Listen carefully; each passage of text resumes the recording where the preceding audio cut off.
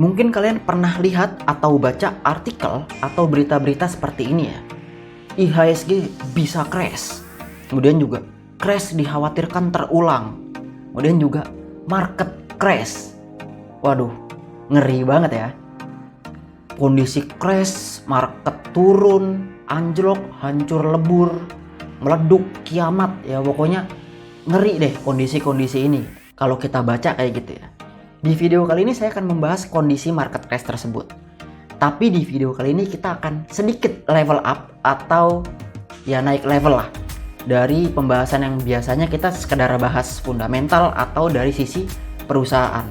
Karena di video sebelumnya pun saya pernah bahas terkait dengan bandar saham. Ya nggak bisa kita hindari bahwa di dalam pasar modal atau bahkan di saham itu banyak faktor penggerak harganya. Nggak hanya sekadar dari perusahaan tersebut sendiri atau fundamentalnya.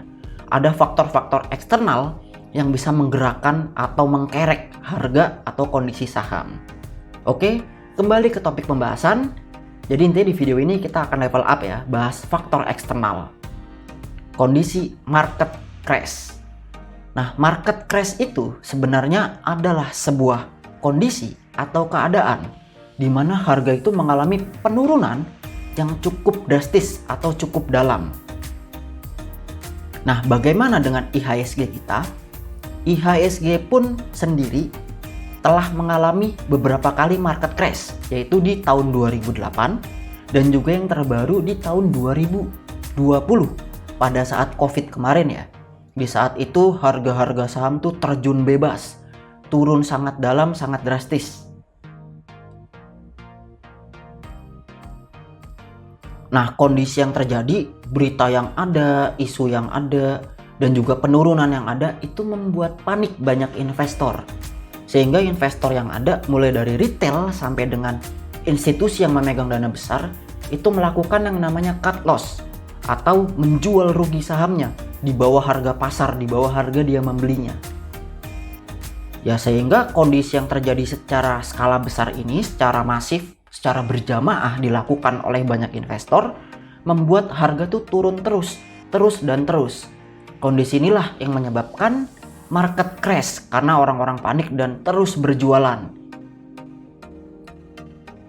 Nah, mungkin timbul pertanyaan ya. Berarti kondisi harga turun itu market crash, Bang? Kondisi harga-harga turun? Jawabannya adalah tidak. Tidak semua kondisi turun itu adalah sebuah market crash. Loh, bagaimana maksudnya? Nah, maksudnya di sini adalah keadaan turun itu adalah hal yang wajar di dalam sebuah pasar atau dalam sebuah market. Nah, harga turun itu adalah sebuah market koreksi, saya menyebutnya ya. Jadi, berbeda nih antara market crash dengan market koreksi. IHSG kita sendiri dalam setahun terakhir saja sudah mengalami beberapa kali penurunan. Gak cuma sekali atau dua kali, tapi beberapa kali. Nah, berarti crash dong ini.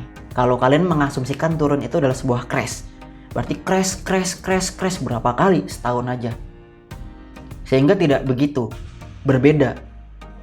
Nah, selama penurunannya itu masih dalam skala wajar, di sini lumrahnya itu dalam batas selama tidak di atas 10% ya dalam sekali penurunan, maka itu bisa kita sebut dengan kondisi koreksi.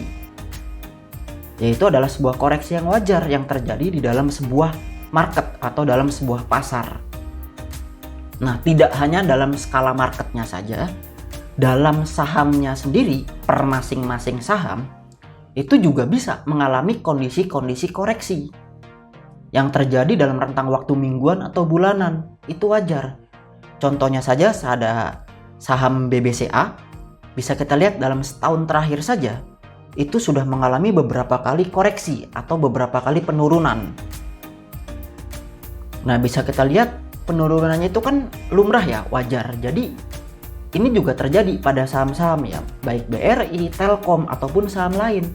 Jadi koreksi itu terjadi dan itu wajar terjadi dalam sebuah market atau bahkan pada setiap saham.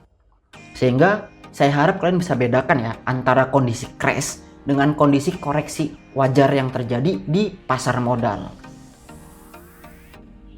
Nah, kemudian bagaimana menghadapi kondisi market atau saham yang sedang turun? Nah, kita sebagai investor gimana nih kalau menerima kondisi seperti ini? Nah, yang bisa kita lakukan, yang pertama, cek kembali atau lakukan analisa kenapa terjadi sebuah penurunan. Nah, kita harus lakukan cek atau analisa kenapa sih kok bisa turun harganya. Nah, cuma hati-hati. Makanya kita lakukan analisa, jangan sampai itu hanya sekedar tebar fear. Nah, apa itu tebar fear? Saya sudah pernah buat videonya, nanti bisa ditonton ya terkait dengan tebar fear. Dan juga cek fundamental sahamnya. Ya kalau masih baik-baik saja, ya berarti nggak usah panik. Yang pada intinya adalah kita sebagai investor jangan mudah panik. Kalau terjadi kondisi penurunan, ya kita cek kembali. Jangan langsung takut, panik, kemudian kita jual sahamnya. Padahal kondisinya baik-baik saja. Akhirnya kita kan jual rugi. Yang terjadi, ya udah, kita akhirnya mengalami kerugian, ya boncos. Yang harusnya baik-baik saja karena kita panik, kita jual di kondisi yang merugi. Lalu kemudian kita bisa lakukan averaging down. Tetapi sekali lagi, sebelum melakukan aksi ini, cek kembali atau analisa kondisinya seperti apa. Kalau udah kita cek, kita analisa, kemudian baik-baik saja, ya ini kan peluang buat kita beli saham di harga yang diskon. Atau kalau kita udah punya sahamnya, ya ini menjadi sebuah kesempatan buat kita nambah muatan saham tersebut di harga yang lebih murah. Istilahnya itu adalah averaging down. Nah, bagi yang belum tahu averaging down, bisa ditonton videonya. Saya sudah pernah bahas terkait dengan averaging down ini. Nah, tetapi sekali lagi, sebelum melakukan aksi tersebut, lakukan analisa terlebih dahulu. Kalau ternyata memang sahamnya tidak baik-baik saja, memang ada penurunan kinerja, fundamentalnya memang turun, sehingga harganya turun, market juga anjlok, ya udah, nggak apa-apa. Kita melakukan yang namanya cut loss. Cut loss tuh nggak dosa, nggak salah kok. Daripada kerugian makin dalam. Nah, jadi itulah bagaimana menghadapi kondisi market atau saham yang sedang turun. Nah, sehingga intinya atau kesimpulannya adalah, yang pertama, kalian harus bisa bedakan kondisi crash dengan kondisi koreksi secara normal. Itu ada perbedaan yang mendasar ya. Dan selanjutnya, kalau dapat kondisi itu jangan cepat panik. Cek terlebih dahulu, itu tuh crash atau koreksi dan kenapa bisa terjadi penurunan ini. Dan yang paling penting dan gak capek-capek saya ingatkan, jangan pernah beli atau jual saham hanya karena ikut-ikutan. Lihat berita, lihat forum, lihat artikel, baca rekomendasi, lalu kita main beli atau main jual sahamnya tanpa punya dasar. Jangan pernah. Kita sebagai investor harus bisa lakukan analisa. Jadi kalau kita jual atau beli saham, kita punya dasarnya. Karena uangnya uang kita. Kalau rugi ataupun untung kan kita sendiri. Jadi kurang lebih seperti itu video kali ini, semoga bisa dipahami. Oh ya, bagi yang belum tahu apa itu tadi istilahnya tebar fear, bisa tonton di video ini. Dan bagi yang belum tahu apa itu averaging down, bisa lihat di video ini. Dan juga video-video lain yang ada di channel ini. Agar apa? Agar kita paham saham.